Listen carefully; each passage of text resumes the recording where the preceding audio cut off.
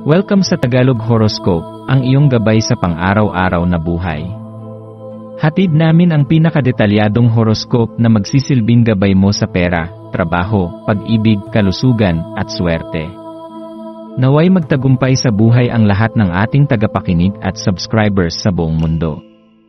Maraming salamat sa pag-subscribe at tanggapin ang siksik, liglig, at umaapaw na biyayang hatid ng Tagalog Horoscope.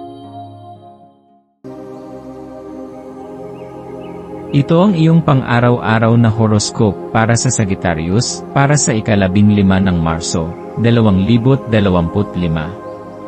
Ngayon ay isang mahalagang araw para sa iyo, Sagittarius, sapagkat ang pag-atras ng Mercury ay nagsisimula at tatagal hanggang sa ika-7 ng Abril.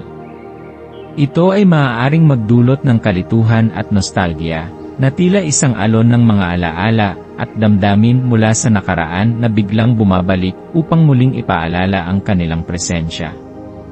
Ang panahong ito ay maaaring maghatid ng mga pagkakataong pag-isipan ang iyong mga desisyon, ang iyong mga naiwang pangarap, at ang mga bagay na tila hindi mo paganap na nasusuri.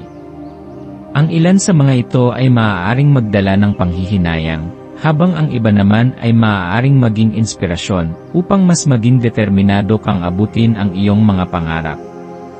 Ngunit sa gitna ng lahat ng ito, ang iyong likas na pagiging malaya at matapang ay mananatiling nagniningning, nagtutulak sa iyo upang ipahayag ang iyong tunay na sarili kahit sa harap ng mga pagsubok. Ang panahong ito ay isang paalala na ang bawat karanasan, maging ito man ay masaya o mahirap, ay may dalang mahalagang aral na makakatulong sa iyong pag-unlad bilang isang individual.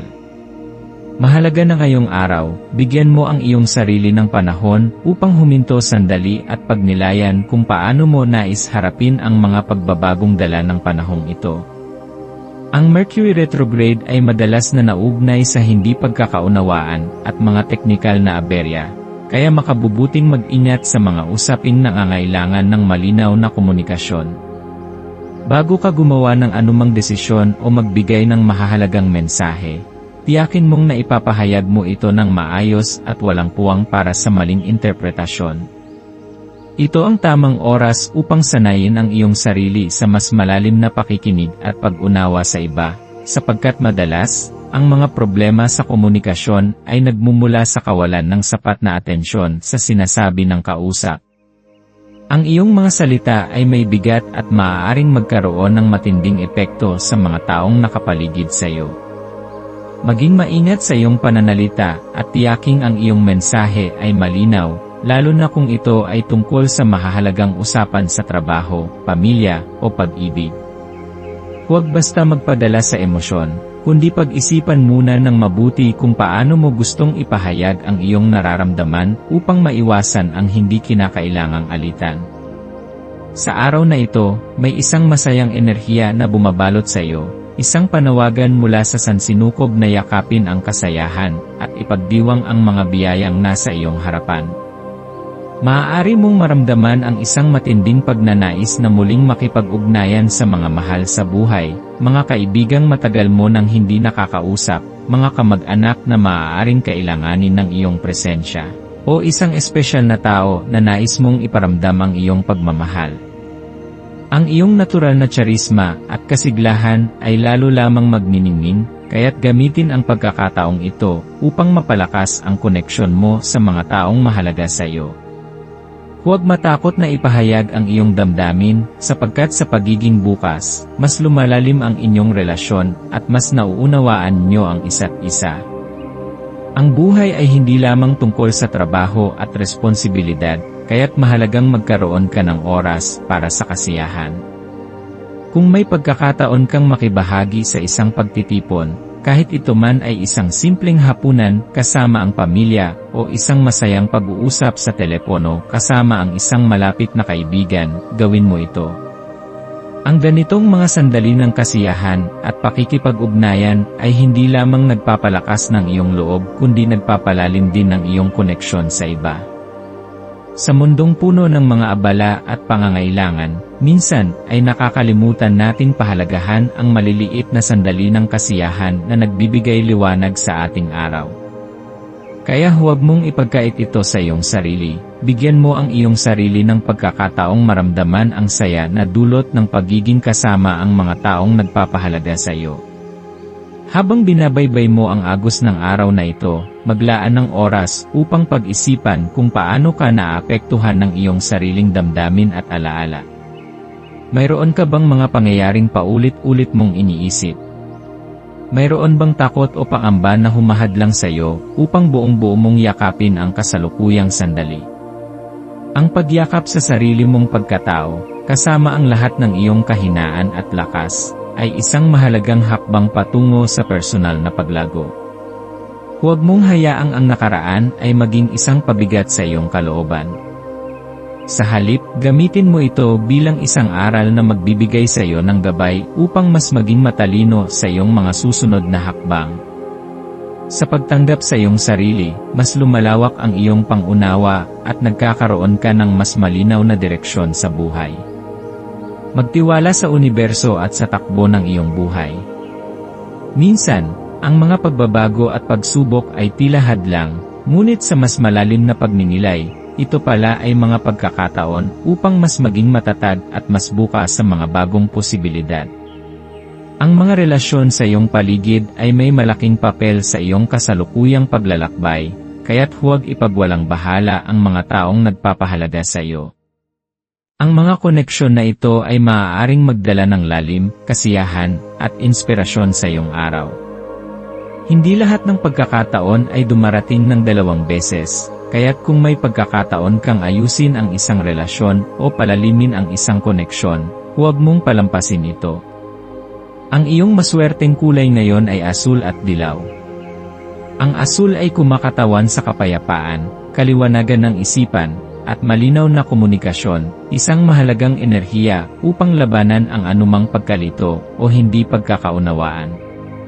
Ang dilaw, sa kabilang banda, ay sumisimbolo sa kasiglahan, pagkamalikhain, at positibong pananaw sa buhay. Ang pagsusuot ng mga kulay na ito o pagkakaroon ng bagay na may ganitong kulay ay makakatulong sa iyo upang mapanatili ang isang balansing enerhiya sa buong araw. Ang iyong maswerteng numero ay 2, 5, at 20. Ang 2 ay sumisimbolo sa balanse at harmonya. Ang 5 ay nagdadala ng enerhiya ng pagbabago at kalayaan, at ang 20 ay isang numero ng espiritual na paggabay at malalim na pangunawa. Ang maswerteng gawain mo ngayon ay ang pagpapahayag ng iyong damdamin sa isang malapit na kaibigan o mahal sa buhay. Maaari itong sa pamamagitan ng isang tawag, mensahe, o isang personal na pagbisita. Ang pakikipag-usap ng mula sa puso ay makakatulong sa iyo upang mapalakas ang iyong koneksyon sa iba at mas maunawaan ang iyong sariling damdamin. Ang maswerteng gawain mo ngayon ay ang pagpapahayag ng iyong damdamin sa isang malapit na kaibigan o mahal sa buhay. Maaari itong sa pamamagitan ng isang tawag, mensahe, o isang personal na pagbisita. Ang pakikipag-usap ng mula sa puso ay makakatulong sa iyo upang mapalakas ang iyong koneksyon sa iba at mas maunawaan ang iyong sariling damdamin. Sa pagtatapos ng araw, maglaan ng oras upang suriin kung paano mo nagamit ang iyong enerhiya. Ano ang mga bagay na nagbigay sa iyo ng kasiyahan? Ano ang iyong natutunan? Ano ang mga simpleng bagay na dapat mong ipagpasalamat? Sa pagsasara ng araw na ito, hayaan mong mapuno ng pasasalamat ang iyong puso. Sa bawat hamon at kasiyahan na iyong naranasan, ikaw ay patuloy na lumalago at nagiging mas matatag. Ang buhay ay isang walang katapusang paglalakbay ng pagtuklas at pagbabago. Yakapin ang mga oportunidad, mahalin ang iyong sarili, at huwag matakot na maglakbay sa mga hindi pa nalalamang daan.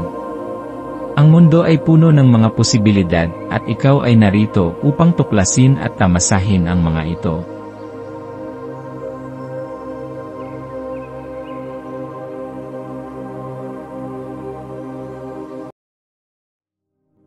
Tayo ay magkaroon ng kaunting sandali upang ipagdasal ang lahat ng mga dalangin ng ating mga subscribers, na sana'y matamo nila ang kanilang mga pinapangarap sa buhay, magandang trabaho, mabuting kalusugan, payapa at masayang pamumuhay, at siksik, liglig, at umaapaw na biyaya at kayamanan. Ipinagdarasal namin ng mataimtim ang lahat ng mga komento sa nakaraang video, at hinihiling namin, Panginoon, na pagpalain mo ang ating mga subscribers ng masayang buhay sa mundong ibabaw. Maraming salamat po. Maaari kayong mag-subscribe sa aming channel na Daily Prayer, kung saan nag-a-upload kami ng pang-araw-araw na Catholic Gospel readings, reflections, at daily rosary reading para sa lahat ng misteryo ng araw. Tulungan ninyo kaming buuin ang community na ito at mag-subscribe na. Ang link ay nasa description box. Maraming salamat sa panonood ng iyong horoscope ngayon araw. Naway gabayan ka ng mga bituin sa iyong landas. Huwag kalimutang mag-like, share, at subscribe para sa iba pang cosmic na kaalaman. Hanggang sa muli, manatiling konektado sa universo.